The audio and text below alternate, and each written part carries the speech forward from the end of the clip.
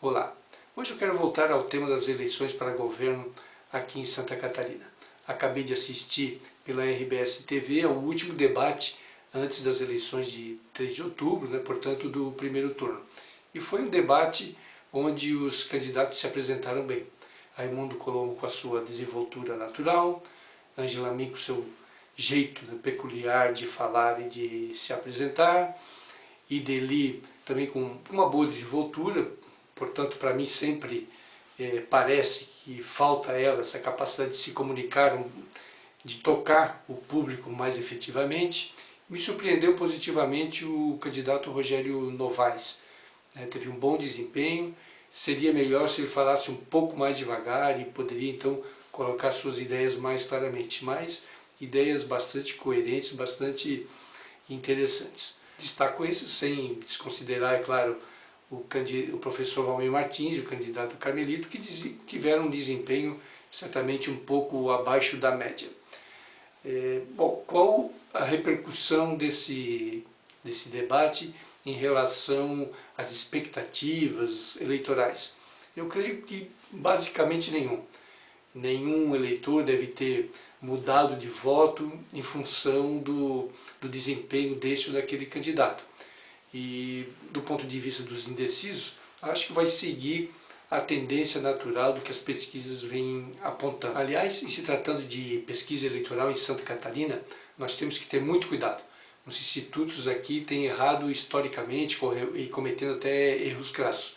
Inclusive, na última eleição, o Ibope dava como vitória do Luiz Henrique do primeiro turno com 56%, e todos sabem que houve um segundo turno. E eu creio que, independente do que as pesquisas apresentarem, até do Ibope no próximo sábado e do Mapa na sexta, a tendência deve ser essa.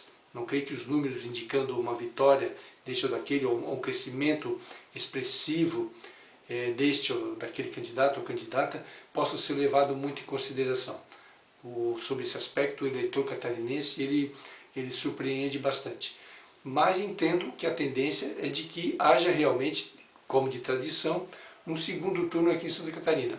E havendo esse segundo turno, ele deve também se delinear com a participação de Colombo e de Ângela Amin. Eu não creio que a candidata Ideli seja capaz de criar uma onda a ponto de se aproximar ou até ultrapassar Ângela Amin até esses últimos 4, 5 dias de campanha.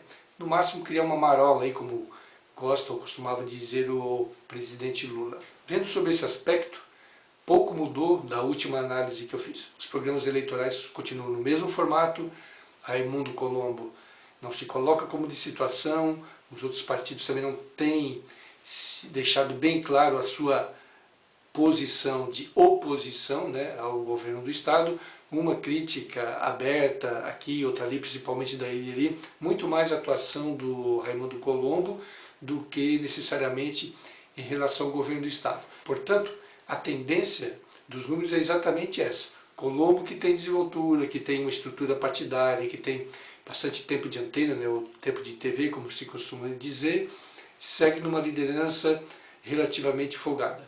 Em segundo, o Ângela Amin, que já tem uma tradição, já tem um nome construído na política catarinense, que também conta com algum bom número de prefeitos e de apoios, mas com muito pouco tempo de TV.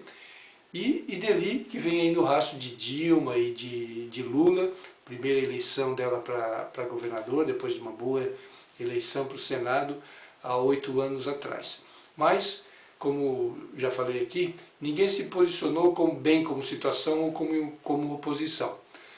Para o Raimundo, esta, até o momento, é uma situação interessante, porque garante, no mínimo, a sua ida para o segundo turno. Para a Ângela Amin, do ponto de vista de estratégia política, se ela for para o segundo turno, entendo que essa foi uma excelente estratégia. Por quê? Porque todos os temas que poderiam deteriorar um pouco a candidatura do Raimundo Colombo ficarão necessariamente para ser discutidos no segundo turno, onde ela terá o mesmo tempo de TV que terá qualquer outro candidato que for para ela para essa situação, que provavelmente, quase que certamente, será o Raimundo Colombo. Assim, no segundo turno, como eu já falei em outra oportunidade, necessariamente Raimundo Colombo terá que se posicionar como defensor e como candidato escolhido, né, por Luiz Henrique, portanto, defensor que leva toda a carga positiva e negativa da gestão atual, e o outro candidato que foi para o segundo turno. Provavelmente, na minha opinião, Ângela Amin se posicionará bem claramente como de oposição, fazendo todas aquelas críticas que deixou de fazer no primeiro turno como uma opção estratégica. E como eu falei, se realmente isso se concretizar, terá sido dela uma boa estratégia da sua equipe de campanha, porque não esgotou esses temas, né, no primeiro turno. Eles passam a ganhar uma maior relevância nesse segundo turno, onde eles terão tempos iguais, pelo menos, de TV, para mostrar tanto suas críticas quanto as suas contribuições para o desenvolvimento do estado de Santa Catarina.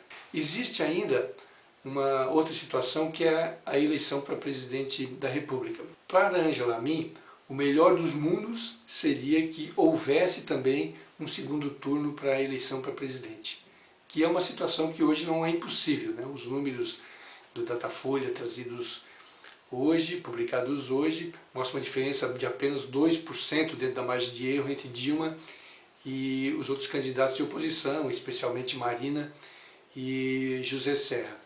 E por que para Ângela o melhor seria que houvesse uma eleição para presidente do segundo turno? Porque necessariamente forçaria o PT a se posicionar mais claramente e trabalhar pela candidatura de Ângela, que naturalmente vai optar pela candidatura de Dilma Rousseff, já que Raimundo Colombo já apoia e continuará apoiando José Serra, sendo esse o candidato, e um provável candidato, se houver o segundo turno. Não havendo segundo turno para presidente, assim como já houve muitos apoios do PMDB à candidatura de Dilma Rousseff, o PT pode até formalmente apoiar a candidatura de Ângela Amin, mas isso não vai significar que haverá um engajamento maior, né, uma preocupação realmente grande no sentido de fazer a sua candidatura vencedora. Ainda havendo um segundo turno e o PT se engajando na candidatura de Ângela, também não será 100% como se fosse numa candidatura de Deli. Mas certamente, eu particularmente não tenho nenhuma dúvida de que a melhor situação para Ângela Amin é Raimundo Colombo, que seria quase que inevitável, né? E ela no segundo turno, com uma eleição também em segundo turno para presidente. Bom, e se não houver, ela está perdida? Também não. Como falei, aí sim virão à tona todos aqueles temas que tanto uma candidatura quanto outra tentou evitar ao longo desse primeiro turno. Certamente Raimundo terá que se defender mais e o outro candidato, seja Ângela ou seja Ideli, terá que necessariamente atacar mais. Afinal de contas, o que levaria o eleitor a se interessar por uma outra candidatura se essa candidatura entender que tudo está indo razoavelmente bem na educação, na saúde, na segurança pública, na infraestrutura. Então, para resumir a situação, os institutos dão indicativo de segundo turno, o IBOP e o IPC mais fortemente, mesmo que eles não deem esse indicativo na sexta e no sábado, o MAPA e o IBOP respectivamente.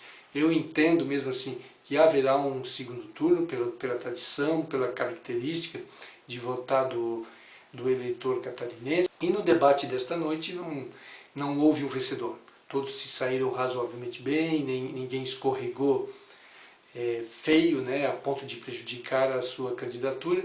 E temos mais aí 3, 4 dias de campanha efetivamente, que não devem alterar muito o quadro, a não ser a mobilização dos indecisos no sentido de optar por essa ou por aquela candidatura. Como não houve, e se não houver nenhum fato novo, eu acho que a tendência é esses votos migrarem proporcionalmente para a candidatura e vamos para um segundo embate depois de 3 de outubro.